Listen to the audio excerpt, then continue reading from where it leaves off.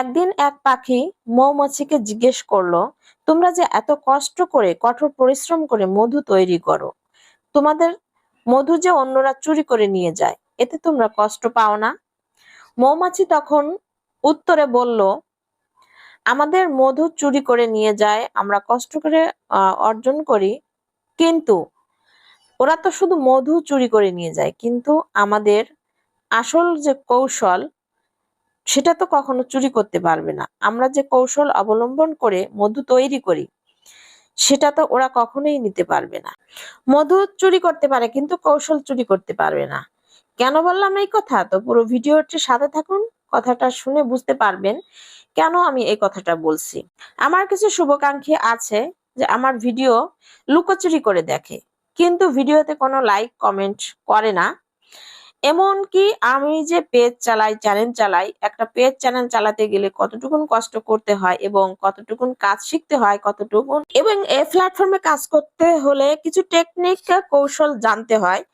ইচ্ছে করলে কাউকে কপি করা যায় না, ইচ্ছে করলে কারোর কপি করা ভিডিও চালিয়ে দেওয়া যায় না। নিজের থেকে অভিজ্ঞতা অর্জন করতে হবে এবং নিজের কৌশল চালিয়ে সেটা তৈরি করতে হবে। কিন্তু ভিডিও তো দেখে, কমেন্ট লাইক তো করেই না, আইডি চালায়, আইডিতে চেষ্টা করে আমার দেয়া কিছু পোস্ট সেটা আপলোড করার। মনে করে কি ফেসবুক হলেই মনে হয় আপলোড দিলে হয়ে যায়। আরে ভাই, আমি তো পেজ চালাই, এটা তো আইডি পেজ আলাদা একটা জিনিস, তাই না? তো সেখানে এইগুলো করে কি লাভ? আর আমার জিনিস কপি করে সেখানে আপলোড করা, আর এই আপলোড করেই বা কি লাভ? আর আপলোড করলেই কি মহামানব হওয়া যাবে? আর একজন পেজার হওয়া যাবে, একজন ইউটিউবার হওয়া যাবে? এত সহজ না। কারণ কেন বললাম, মৌমাছির গল্পটা শুরুতে এজন্য বললাম, মৌমাছি কত কষ্ট পরিশ্রম করে মধু মানে তৈরি করে, আর সেটা অন্যরা চুরি করে নিয়ে যায়। এ কেন তাদের কষ্ট হয় না? কারণ মধু শুধু চুরি করতে পারে, কৌশল তাদের নিতে পারে না। তো পোস্টটা আইডিতেই নাই আপলোড করলো, কিন্তু আমি যে কৌশল অবলম্বন টেকনিক করে আমি কষ্ট করে পেজ চ্যানেল চালাই, সেটা তো কখনো চুরি করতে পারবে না। তো ভিউয়ার্স, আমি কি বলতে চেয়েছি আপনারা নিশ্চয়ই বুঝতে পেরেছেন। আমার পুরো ভিডিও যারা সাথে ছিলেন তাদেরকে অনেক ধন্যবাদ। আজকে আমি কি কি রান্না করলাম সেটাও দেখালাম।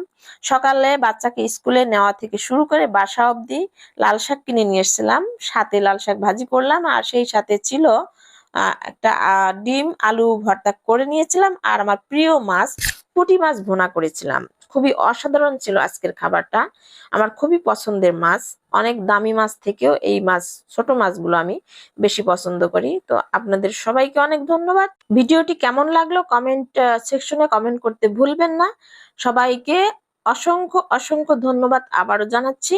বিদায় নিয়ে নিচ্ছি আজকের এখান থেকেই। আবার চলে আসব অন্য কোনো ভিডিও নিয়ে। সে পর্যন্ত আপনারা সবাই ভালো থাকবেন। সবাইকে আল্লাহ হাফেজ। আসসালামু আলাইকুম।